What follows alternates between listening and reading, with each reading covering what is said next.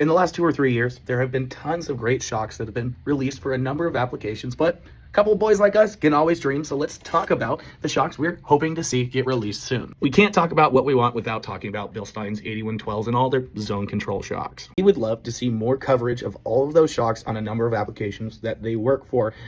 Anything worth building, we would love to see that, and especially we are really looking for some more universal applications so the people who have more custom builds can have the option to run some of the best shocks out there. We often find that the 8112s and 8100s outperform the rest of the vehicle that they're attached to, and so the vehicles that we think can actually handle that much performance are usually the ones that can't take vehicle-specific shocks anymore. Now, talking about a more specific application, Bilstein does not make a shock between 0 to 1.5 inches of lift or 4 to 6 inches of lift for 2011 to current generation GM heavy-duty trucks. The problem being, most people who do a torsion key lift are doing between 2 and 3.5 inches of lift in the front, so there's not a Bilstein option for them, even though they really want one. Additionally, we find their 5100s and even 5160s really struggle on the front end of these trucks. We've seen 5100s melt the boots off of them within one run down a fire road, so seeing a 2.6-inch body 8100, particularly with at least an RCO in it to control all that nasty rebound force, would be a huge plus. Another shock we absolutely fell in love with in the last year are the Fox 2.5 HTOs. They're great on heavy duty trucks. They're great on Jeeps. They're really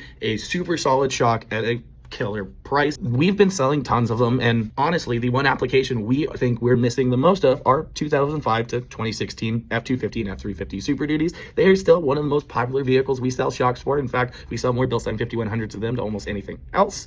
And so we think having a 2.5 HTO option for those guys will be amazing.